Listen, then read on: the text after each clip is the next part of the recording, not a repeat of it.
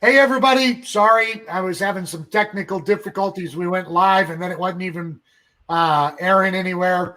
But I'm excited today because I'm getting to interview one of my really good friends now from the show, Paul Bond from the UK. And I want to just kind of give some background to this amazing guy and how we got it connected on the show because it was phenomenal. As you guys have probably pieced together from some of the interviews, everybody else from the reality show had gotten an email about when and where to show up, and I didn't get one. So when I showed up Monday morning, everybody had already kind of met each other, and I really was feeling a little left out and behind the power curve, and like everybody was making teams already.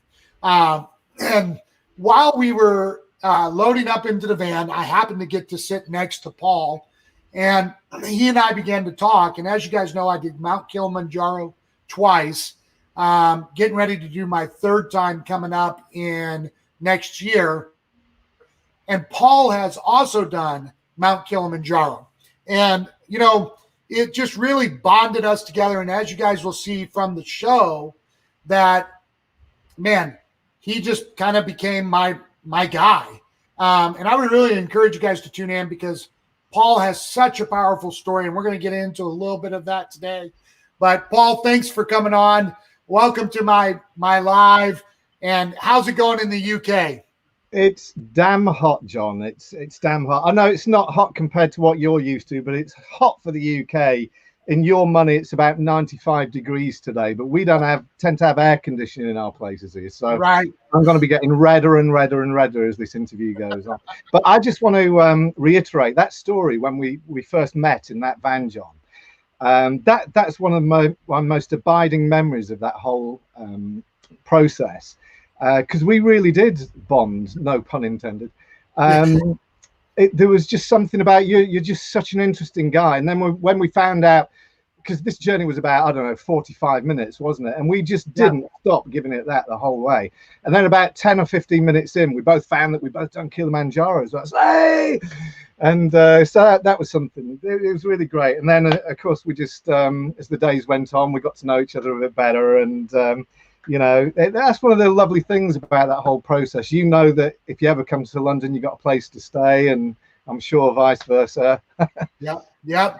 Well, and for those of you guys that are tuning in, I don't know if you know this, but Paul is actually a famous musician. I'm not famous. You're famous to me. He's got his own studio, and he does all kinds of stuff, and he does cover bands over in the UK. Is a wealth of talent. And I'm going to dig into a little bit of his story of why he did Kilimanjaro in a little bit, but he's a musician. He's an online marketer. He has an amazing story, has done amazing things in an industry that is not typically male dominated. And if you haven't seen his lives where he dresses up as a girl, they are extraordinarily funny. I don't know if it's the accent or the wig or I don't know, but I was just laughing when I saw it. I couldn't even believe it. So I'm going to start with a tough question for you because I know you can handle it. Fire away. There are no questions that will offend me or faze me. This is open season, John. It's open season. And I think I already know part of this answer, but I'm going to use it to kind of lead into what I really want to talk about with you. But what do you think it is that inspires you the most, and to really have taken you from music and everything that you do there with producing and all that stuff, and then everything else that's happened in your life? What is it that inspires you to continue to drive forward and to do crazy things like Kilimanjaro, to do everything that I've seen out of you in just the short couple of months we've known each other? I think I get bored easily, and I like adventure. You know, I've been so lucky. I've managed to survive my entire working life, almost the entire working life, through music in one way or another. Actually being a recording artist doesn't really bring that much money in unless you're a Coldplay or an Elton John or something like that. And it's getting harder even for those guys to earn money out of record sales and stuff. You get paid almost nothing for streaming. But what I have had is just the most incredibly interesting life. Music has taken me all around the world to places I couldn't possibly conceive of going, on tour, especially places like, you know, Central and South America, some pretty dodgy places like El Salvador. You know, people don't typically go on holiday to El Salvador. So, you know, all these kind of places, Guatemala, and managed to get to Brazil and Mexico and Australia and Russia. I've spent weeks and weeks in Russia, you know, so it's just a real adventure. And I kind of find that with having a home-based business as well. More so than having a bricks and mortar business. It's a big adventure. Hey, we met in Florida, you know, and that was done at a drop of a hat. I'm sure we'll get into talking about how that came about for me. Yep. But it happened like that for me. And I love that. I thrive on that. So that's one of my motivating things is excitement and boredom. Excitement and boredom, huh? Yeah, so you know, definitely being in the music, and I just have to say, I love the way you talk, dodgy and holiday. It's I'm sure you hear that a lot. So talk to me about the transition of going from being a professional musician, making money in the music industry, which already means you're a 1%er. I mean, I can count on my hand the number of people I know that are good enough to actually make money in that industry. So talk to me about what was it that made you transition from the music industry to network marketing and really creating for yourself a very different flavor of a home-based business from anybody else I think I've ever met. Yeah. Well, that feeds into what I was saying before. Quite often people think that there's a lot of money in music, but there's not necessarily. I can tell you that I worked with a band on a road crew level doing sound for a band that were 3 rungs down the ladder. They're a very famous band, 3 rungs down the ladder from supporting Guns N' Roses at one of the world's biggest 3-day rock festivals. And one of the guys in the bands there just had a face like a slapped ass. And I was like, dude, what's up? You're about to go on in front of 120,000 people. He said, well, I don't know what you're getting paid for this, but I'm getting paid £80. And I'm fucking pissed off about it. And it's like, yeah, I can see your mouth. I know that was my, because I was getting paid more than that for being sort of doing the sound. 80 pounds, that's like $100 American. Yeah. Right? Yeah. And people don't realize when they see the glamour of people jumping across a stage and all the spotlights on. If you're a hired gun, like this particular guy was, the thing is, it's like, if you don't want to do it, someone else will do it, you know, and it's a race. So again, there's not as much money in the game as people think that there is. And I can guarantee pretty much all of my friends that I would have gone to school and college with would have earned way more money than me, although I probably had a more interesting life. But that said, I've always felt that if I hadn't taken the decision to go into music, I would have been highly successful in whatever I would have done. And what got me into the business in the first place was, it's a bit like being an actor. You have fallow periods. You have times where you're riding on the crest of a wave, everything's going right. But then others where there's just no work coming in for 3 or 4 months. And it's like, God, you know, and then you get married. I've been married 20 years now. And so, you know, suddenly you start having a mortgage, and then later kids come along and this kind of thing. So it was a shoe-in for me, because it meant that I could go off on tour for 2 or 3 months.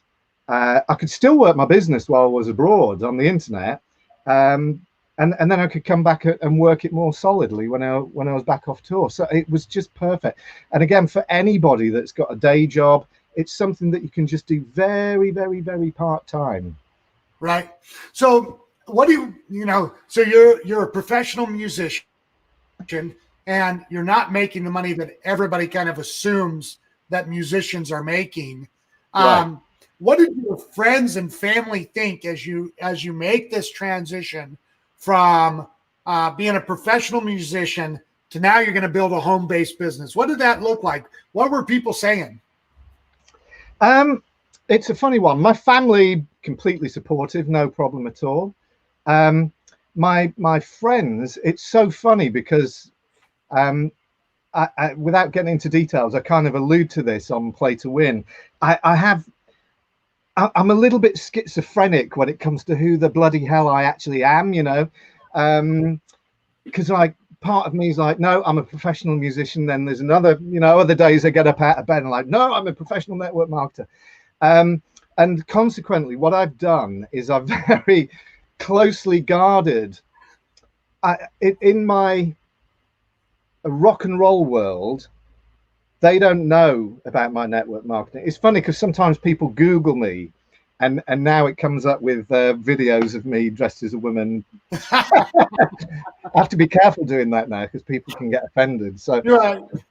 So the word has got out, but generally everyone's been really, really supportive. But I've always tried, I don't mind bringing the rock and roll into my network marketing, but it can be detrimental to my rock and roll world if I'm vying to get like a position, you know, whatever it is, Right. you know, and they kind of Google me a bit and find me selling lipstick. It can give a bit of a mixed message, let's say. Yeah. So let me frame that for everybody that's watching. Paul is in a company that's predominantly women's products and face paint and lipstick, and here he is absolutely dominating in that as a guy who outside of his funny videos doesn't wear, I don't think, much of any of that, right? Sometimes on stage, bit of guy liner, you know, but so let me transition a little bit. How long did you know Ray or were involved in Rank Makers that kind of led to the show? About 4 weeks. 4 weeks. Yeah. Because I actually took the decision. I'd been going through a bit of I think you say a bit of a funk with my company last autumn, and you know, I was like, should I be doing this? Maybe I should be looking at something else, blah blah blah. And then it was around Christmas time. I thought, look, I'm nuts here because even though I've kind of pulled back a little bit, they still keep putting money in my bank account. So I'd be crazy to step back from this. So it was in January this year. I cut my hair really, really short. And I thought, you know, I'm going to look more professional because I had really long hair before. I'm going to look more professional, really, you know, go for the business, give my family security and this, that, and the other. And I signed up for Rank Makers on, I don't know what it is. I'm going to say something like 6th of January, something like that. 7th of January, I cut my hair as short as it's been in, I don't know how long, decades. And it was actually when I got back from the hairdressers, this email popped up and it said, this is your last chance to enter Play to Win. And I'm like Googling Play to Win. What's Play to? I couldn't find anything about Play to Win. And it said, all you need to do is send in a 5-minute video. And I thought, well, I'm in. You know, as I said, I get a bit bored. I'm a bit adventurous. So I just set up the camera and spoke about my network marketing journey and sent it in, not even knowing what Play to Win was, let alone I didn't know much about Rank Makers, actually, because I'd only been in a couple of days. And lo and behold, a few days later, I got an email saying, congratulations, you're in Play to Win. I'm like, I better find out what this is. And then it was about 4 weeks later, I was meeting you in the back of a van in Florida. It's a funny old world, isn't it? Yeah. Yeah. So, yeah, that's crazy. So I have a very similar story to that. I had tried Rank Makers, but I didn't really understand Rank Makers. So I was like, it's $20. It's not really worth it because I didn't really know what it was. And then in December, there were some life changes taking place for me. I was like, well, maybe I should give that another shot. And so I joined, and then I got an email that just a couple of days later in December that they were doing Play to Win season 2. Well, I had a friend who did Play to Win season 1. Okay. When I heard that he was on that show, I was like, I'm going to be on the next show. Had no clue what it was. I had no real understanding of what Rank Makers was. And now, 6 months after the filming of the show, it's added so much value into my thought process and the way that I'm running business, the way that I'm handling everything that we have to do. It's really amazing. So, all right. So what was it that really, was it just the adventure that made you apply? Well, I was in the mindset of this was going to be my year to totally blitz the network marketing. I didn't particularly have a lot of music stuff going on this year, and with COVID, obviously that meant that that ground to complete halt. Right. So this was going to be my year of really pushing myself in the business. I really liked what I saw on Rank Makers, although, you know, I was certainly no expert in what the hell it was all about, but I really liked the videos I was seeing from Ray and the things I was learning.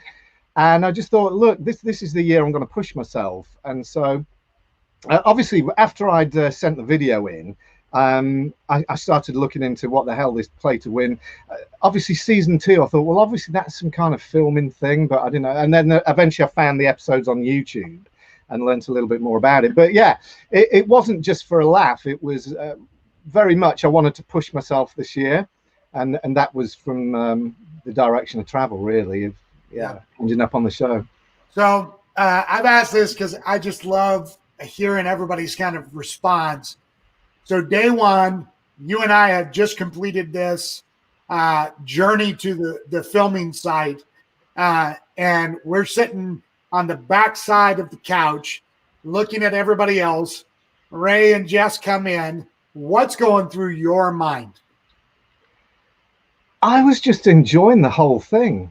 I'm a big fan of The Apprentice. I know that you had that over there with Donald Trump, and we've had it for a very long time over here. And I'm a big fan of that. And I just thought that I'm just going to love this, because I've always fancied being on The Apprentice, although they do seem like a bunch of bastards, most of them. So I don't know whether that's my kind of thing, really. And I don't have a good business idea at the moment. But I thought this is the next best thing I'm going to get to being on The Apprentice. And I just loved it. I just loved it. I can honestly say I wasn't phased.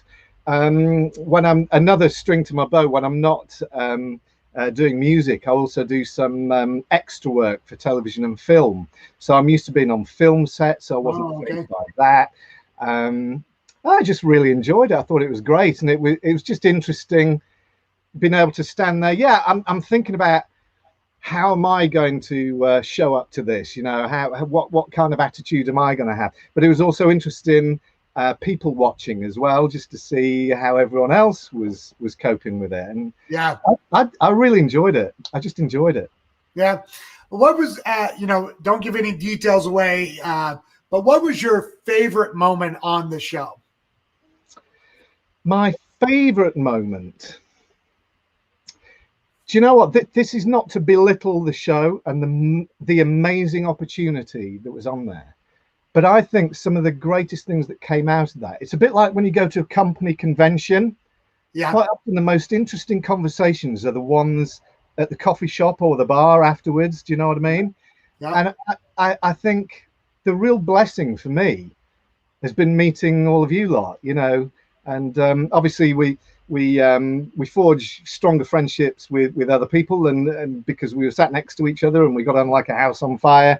Ours was one of those relationships, you know. But for me, I think one of the greatest things I took away from this was some of the conversations that went on after filming, and really learning from other people, because we had a whole mixture, as people will see when this comes out, from people that are very, very new to network marketing and people that are absolutely crushing it financially with their earnings.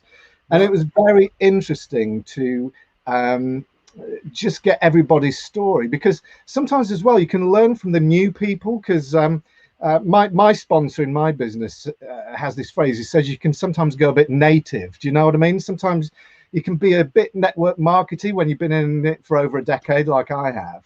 And so it's a different world now with social media and the way things are with video lives and all this kind of thing. So it's interesting also to get a perspective from people that are reasonably new to network marketing. So I learned from absolutely everybody. Yeah, I tell you, that was one of the funnest things with me and you, was that we got to spend personally a bunch of time together, and to hear your story and to connect with you and on that level was special for me. I you know, like on the show, I just felt like you were my brother, you know? Yeah, same here. Yeah. You know? We really did. It's one of those rare things, you know, where you just instantly know that you're going to get on with someone. Yeah. And, that was legitimately how I felt too. Yeah. It was so, I don't know, you know, maybe like I can honestly say I've never met anybody who has done some of the things that you and I have done, like Kilimanjaro, who is an ass. Never. No. Like, you know, it takes something so different to be able to do that kind of climb, and to put yourself through that in all the years since I made my first attempt to climb, which I failed, and then I went back the second time and climbed successfully, I've never met anybody that I was like, man, I would never hang out with this guy. Yeah, you're right. It's a certain type of person. Yeah. Did you do it for charity, or did you just do it because it was did. A very similar story to you.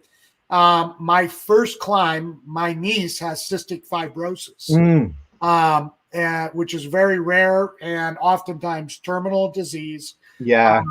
And it's such a weird story in that I had just retired from professional fighting. Just not even at that point, I think I hadn't even been retired a year. And I was really starting to feel an itch where, like, what am I going to do? Like, there's nothing that can give me the thrill of getting in a cage, shutting the door, and throwing blows until one of us wins. And it was very depressing to me that I didn't have that forward goal of the next fight. And so I was in Fort Benning, Georgia. I had just done a class for the Army. And he's like, you got to set goals. And I'm like, man, at that time I would have been 38, I think, maybe 37.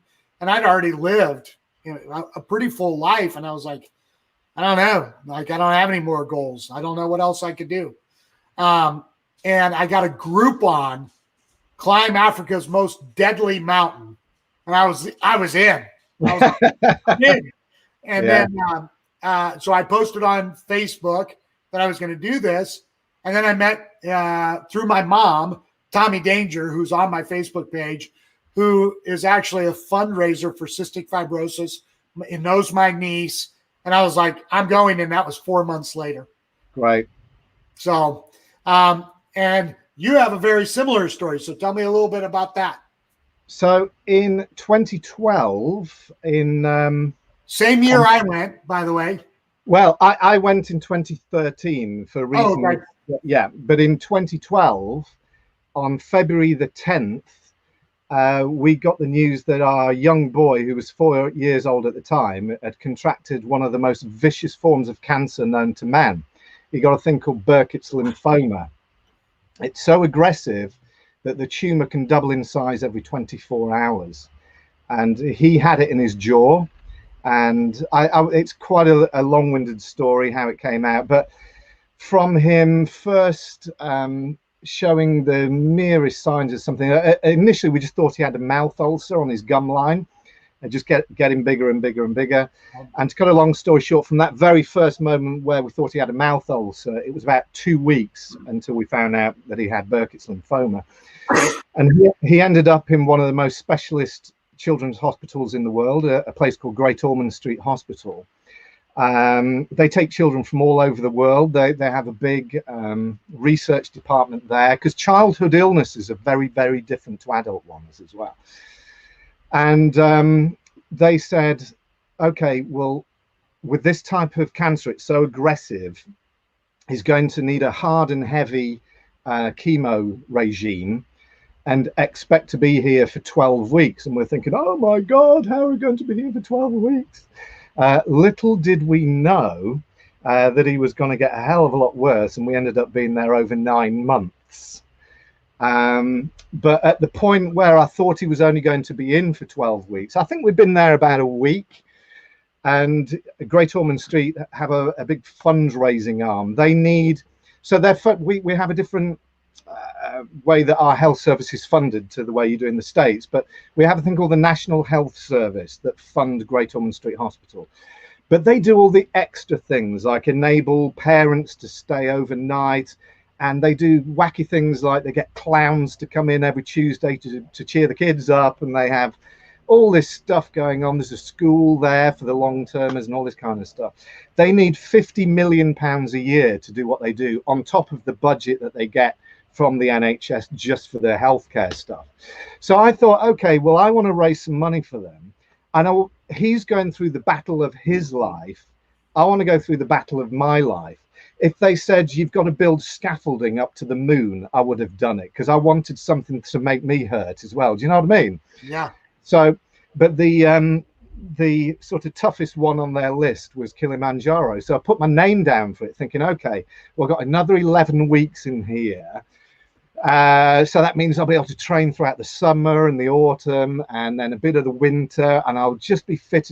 Because 25 years at that point in the rock and roll industry, we're not the healthiest cats around. You know what I mean? Like, not prone to Right. health and fitness, and it's been known to overindulge once in a while. Right. I thought, I've got all these months to get fit. But of course, he was there for 9 months. And I don't know whether I ever told you this story, but so the climb was the following February. So February 2013 was the climb. So I was fundraising this, that, and the other. And I just wasn't getting fit. I thought, I've got to set myself a goal to get fit.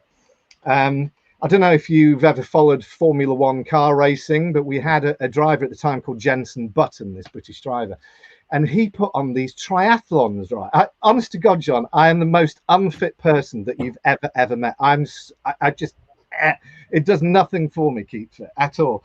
But I thought, okay, I quite fancy doing, and incidentally, it was 2 triathlons in one day. There were mini triathlons, not the full Olympic ones, Right. but mini triathlons in one day. And I thought, yeah, I'll give that a crack. I told you I like a bit of adventure. And I put my name down for it. And that was in 2 weeks' time. So I had 2 weeks to get fit to do 2 triathlons. And the first triathlon I did, out of 120 people, I came second to last, and the only person that I beat was in his 90s, and I'm not even joking. I'm not joking. He was in his 90s. But for me, when I crossed that finishing line, I'm like, I can do it. I can climb Killy. If I can do this in 2 weeks, I can climb Killy. And I only ever decided I was only ever going to do one of the triathlons. And there was a lunch break, and they kept counting down. I'm like, no, I'm not going to do it. No, can't be arsed. No, I'm not going to do it. It was like 3 minutes to start your swim for the second triathlon. And yeah, I decided to do it. So there I was, jumping in the lake again, doing the first bit of the second triathlon. And I actually improved on my time, and I didn't come last. So at that point, I was like, do you know what? That was a fantastic experience. That taught me a lot. That really, when I did that second triathlon and actually beat my time, I was like, I can do anything. If I put my mind to it, I'm definitely going to do Killy, and I can do and achieve anything I want. And I think that's a great thing, to really push yourself. Yeah. Well, I definitely think, the combination of having already an adventurous mindset, combined with the suffering of your son, combined with just who you are as a person, put you in a frame of mind to where you could. And you did. You successfully climbed Kilimanjaro after spending 9 months in a hospital. Yeah. It's pretty by the way, important to say for anybody that doesn't know my story, Josh got absolutely fine. He was 4 when he was ill. He's now a very happy and healthy 12-year-old. He'll be 13 in September. and he's just starting to learn about what he went through and how bloody serious it was, because it's only really now he's really cottoning on to what that could have meant, you know. And let me tell you what he went through. He went through some things that even the staff at the hospital, I still occasionally hear from a nurse. She was, at that point, she'd been at the hospital for 25 years. She said, I've never experienced one particular day with Josh where we nearly lost him. You tell me a story on the show, and as a father of 4, you, like, even now, thinking about what you went through is, I just couldn't imagine with my kids. You don't get a, John, it's so weird. Number one, you don't get a choice. You just have to deal with it. No one, it's not an option, you know, so you have to deal with it. And it just kills you a little bit every day because your child is there screaming in agony and you're going, it's all okay. Everything's going to be fine. And you're thinking, it might not be. And I just give me the fucking cancer. I want it, you know. And basically what happened to him was they gave him the first round of chemo. He needed 4 rounds of chemo, and they gave him the first round of chemo and his body shut down.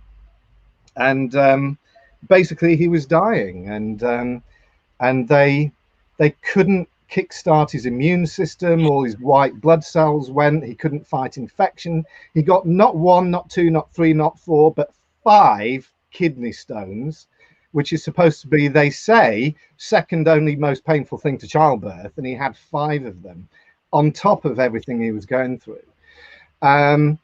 You know, and one of the things that broke my heart more than anything was this little kid.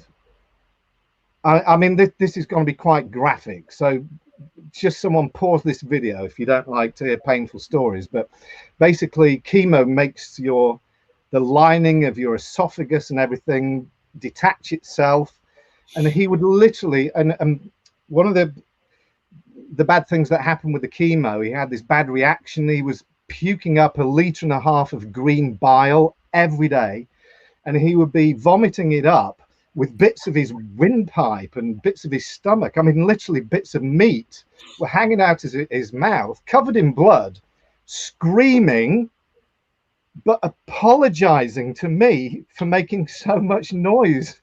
You know, it's like, it just broke your heart. And it's just one of those things, you know. Sometimes I talk about the story and I cry because it takes me back. Others, I'm okay. I'm slightly wobbly now, but not too bad.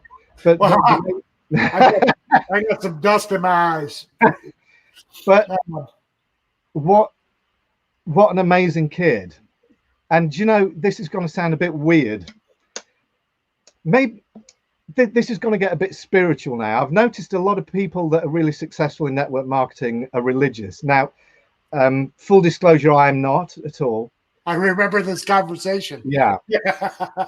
But I swear to you, every single child on that ward, every single one of them was like the sickest of the sick. They were some of the most ill children in the world, not just Europe, but the world. They would come from all over. And every single one of those children had a strange thing about them. It's almost as if they'd been given it because they could cope with it. Weird, but true. I'll tell you one of the things, in, you know, I know you'll understand this. One of the things I really look forward about in our friendship is watching what your son does over the next 10 years. Yeah. You don't go through an experience like he's gone through and the suffering and not change the world. I know. It's a bit strange, really. He's in that position where he was so young, he doesn't remember things that happened, and also he's on so much morphine and fentanyl that he was off his tits anyway. Really. And but he doesn't remember any of it, and he's forgotten how brave he was. And it's funny, I actually interviewed him for one of my Facebook things only about 6 weeks ago. And it was quite nice to do that because he was actually learning about things that he didn't realize had happened. Right. Like he was actually a drug addict. They had to wean him off the pain relief. He was on this stuff called fentanyl, which is 50 times stronger than heroin. Jeez. And, you know, it was just enough to cut the pain. He was in so much pain. It wasn't even putting him to sleep. It was just taking the edge off the pain. It was like, so he you know, so don't broadcast that at school, you know, for God's sake. It was like, yeah, I was a drug addict. So in light of that, I already, because you know, I knew, but going through all that, was there any point on the show that was even nerve-wracking for you? I mean, when you go through something as traumatic as your child going through what you experienced, I can't imagine anything on the show being nerve-wracking to you. But I'm going to ask it because I've asked everybody else. What was the most nerve-wracking, if any, thing for you on the show? Do you know, the one thing I'm worried about when this airs is that I come across as arrogant. No, I don't think I am, but I hope it doesn't come across as that. No way. But it didn't faze me. I just loved it. Yeah. Even the grilling conversation with Ray and Jess, I enjoyed it so much. You know, that there was nothing that fazed me, and it could well be, number one, I'm an adrenaline junkie. I used to race cars, climb Killy. I found that I'm really into parachute jumping now. I love that. Nice.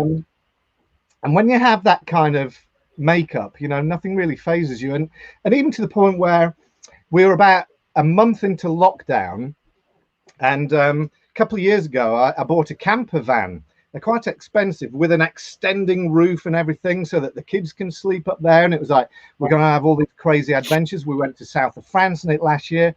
About a month into lockdown, it got stolen. And unfortunately, because I knew lockdown was coming, the insurance had run out and I hadn't insured it. Oh, no. So one day my wife calls me up and says, look, sorry to tell you this, but it looks like someone's taken your camper van. And literally I just went, what can you do? Yeah. So that's, man, that's horrible, man. Crazy. Shit happens. Yeah, it really does, doesn't it? So looking back at the show, what do you think the biggest lesson, the greatest lesson you learned from being on the show was? I think I learned the importance, as Ray keeps hammering home, of showing up. And I think I've been guilty of not showing up in the right way. And I've tried to change that. So yeah, showing up, that is honestly the thing. Yeah, showing up in the right way. I was talking about this with, I think it was either Kelly or Tiffany. I can't remember which one. So somebody else brought it up as well. And it doesn't matter if we're talking about music, Higdon Killy, traditional business model, brick and mortar, network marketing, professional athletics. The truth is that you have to be consistent and show up. Yeah. It doesn't matter what it is. And I'm always shocked how people believe that network marketing is some sort of scam and easy, and it's anything but easy. It's simple, but it is not easy. And you really have to be disciplined to show up every day, to be consistent and do the work when nobody's babysitting you and nobody's there to prod you and tell you, hey, Paul, you got to get to work. You want a paycheck this month. You got to do, there's none of that. It's all on you. And it most certainly is. I think a lot of people think that they've just bought a lottery ticket and they're just waiting for those numbers to show up. Never happens. That's what they think. Yeah. So show's over. What do you think has changed the most for you since we filmed? Well, these have been unprecedented times because it was only a matter of a few weeks after filming that the whole world closed its doors. Right. I mean, so these have been extraordinary times, but despite the world locking down, I received my biggest ever payday in network marketing during that period. sure. So I remember a post that Ray put on Rank Makers or on his Facebook feed or somewhere on Facebook. It said, all of a sudden, it doesn't seem so daft to have your own home-based business. Like, There you go with those words. yeah. Daft. I love that. Yeah, I can't remember the exact wording. Yeah, that's great. And it's so true. Like all of a sudden, the idea of having a side hustle, working from home, telework. I mean, I have friends that are in the medical field that literally transitioned their entire clinic to tele. They were doing examinations over Facebook, not Facebook, but like Zoom video, Yeah. right? So all of a sudden, the world had a significant shift in their mindset about online work and video work and, staying at home. Yeah. Because you're in the UK and I'm a travel guy, you've traveled the world. What's things look like for you guys over there right now? It's a gamble going abroad at the moment. My family have actually gone to Czech. My wife is Czech and she's taken the kids just yesterday. But you have to keep your eyes wide open because she has to look at the British government's website every day. She's signed up for some alerts because they could say tomorrow, if you come back from Czech Republic, you're going to have to go in 14 days into quarantine because they're currently talking that could well happen with France. If you come back from France, Spain, Poland, there's a few countries. And at the moment, this week, there's 500,000 Brits on holiday in France. So you just got to keep your eyes wide open, and know that. So we don't hear about it much in America. I do because I'm intimately involved in travel. But there has been a resurgence of numbers in Europe as well, right? Yeah, I think it's in certain pockets. Like we have it, the occasional town or city in the UK, we're having local lockdowns now. I think you might be having a similar thing in the States. Yeah. So the most recent one, Preston in the north of England, it's like, right, we're going to lock down Preston because it's going up a little bit now. I won't get political about it, but I have a persuasion with all this stuff. The UK, you guys actually locked down, right? I mean, you guys went balls to the wall, can't leave your house unless you're doing groceries. Oh, I mean, yeah. You guys did a very stringent, long lockdown. Yeah, and the reason that they say that was they knew that there was going to be a lot of very sick people, but they wanted to spread that out so it wasn't like all of a sudden like 2 million people needed treatments in the hospital. Yeah. So I think there was things behind that. We were allowed to go out for a walk and all this kind of thing, but yeah, it was quite a comprehensive lockdown for sure. Yeah, it was definitely more of a lockdown than what I think we faced. I mean, I had it here in Tennessee from March, I want to say 19th till May. You couldn't even go to state parks. I mean, it was pretty substantial. But as you and I were talking, I think that yours guys was just a level up. And the reason why I bring it up is because there's a lot of people in America right now very upset because some people wear masks, some people don't wear masks. People are still traveling. And here you guys had a much more strict lockdown than we are. And here we are back in Europe again. Numbers are flaring again. Not as much as we, but I think what's the population of Britain? It's about 70 million or something. Yeah. So, I mean, we're talking, just a couple of, 1 or 2 states for us. So yeah. I think that one of the things I love about talking with European counterparts is the scope of the size, both in population and landmass. Well, I think that's the most important part, John, because everyone in the UK keeps talking about New Zealand. Well, They have a population of 5 million. London has a 5 population million. of That is 7. like one person per 18 miles. Yeah. And although the UK, compared to your population, we only have 70 million, but we're on a postage stamp size piece of land compared to the States. So it's more likely that infections are going to happen. And we have the whole masking debate over here as well. Some people. Oh, really? And oh, yeah, for sure. Yeah. You know, and I don't feel strongly either way, but I just think so many people are nervous about it. And I like to please other people as well. So it's like if I go into my local supermarket, my grocery store, I'll just put it on for 5 minutes if it makes other people feel happy. Sure. If I forget to take it, I'll go in without it. It's like I don't feel strongly either way, but if it makes other people feel comfortable, I'm going to do it for the sake of 5 minutes. Right. Yeah. I just, you know, one of the things that I love about travel, which you've had the experience of doing as well, is you get a much better perspective of the world, because your life isn't my life, and the things that happen in the UK and the way that people from England think is very different from the way I think.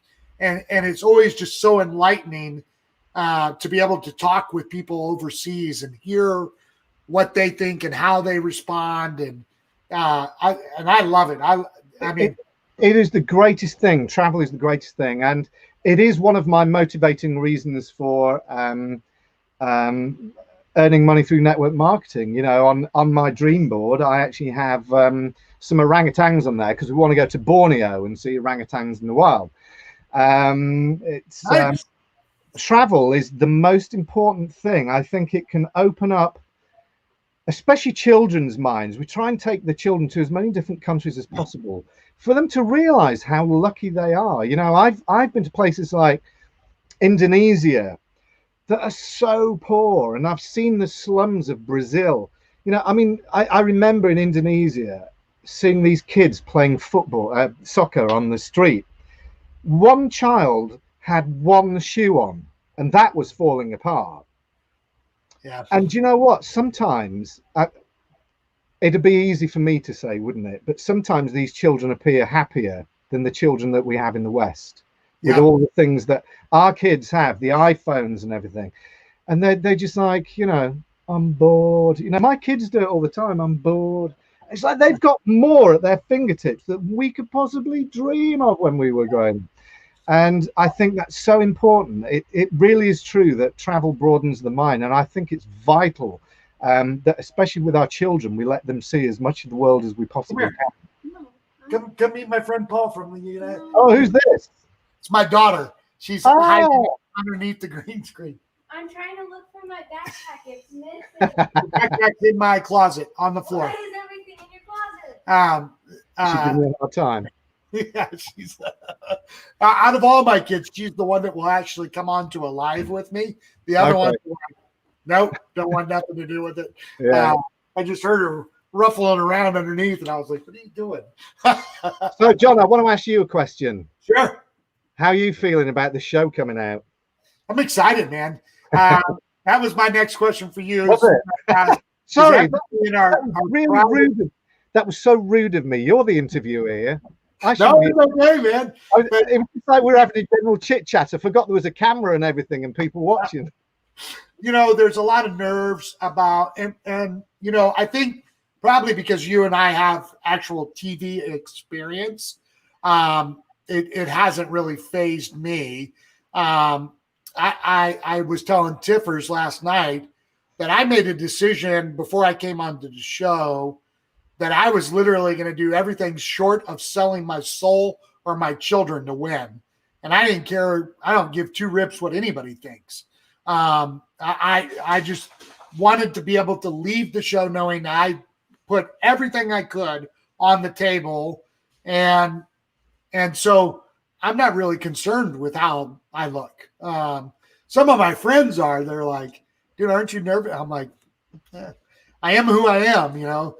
And there's only so much they can do. But in our private Facebook group, you know, there's some nerves about the upcoming show. And, you know, But I'm not really. I'm much like you. I was not nervous day one. I was evaluating the competition in the room. I didn't even care that there were cameras there. I've done plenty of TV, so it didn't really faze me. So no. But a show like that, you're in the hands of the editors. You know, so most people don't know this, but I was on the Jon Stewart show, and the Jon Stewart show is a very left-leaning show, and I am not left-leaning in any stretch of the imagination. And, yeah, you know, so on the show they really went out of their way, and I knew they would when I accepted to go on that show. My manager was like, "Don't go on that show," and I'm like, "I'm going on that show. Like, I want to go on that show." And I knew up front that they were going to manipulate the footage to make me look like a jackass. And so I made it very difficult for them to do that. Right. And still to this day, I get more comments about that segment than I do any of the other ones that I did. Wow. And, it is what it is. I'm at peace with whatever they do with the footage. I showed up. That's, and you go into this with your eyes wide open and there's nothing you can do about it. It's like, yeah. What was that? That's my boxer. Somebody must be running outside or something. Well, Paul, I'm going to go ahead and cut it off now. We've been going for quite a while. But man, so good to see you again. I can't wait till the travel bans are lifted. I know. Because you are on the top of my list. I want to meet your family, meet your boy. Come and experience England a little bit more. I got about 15 hours there on purpose on a layover, which was nowhere near enough time for me.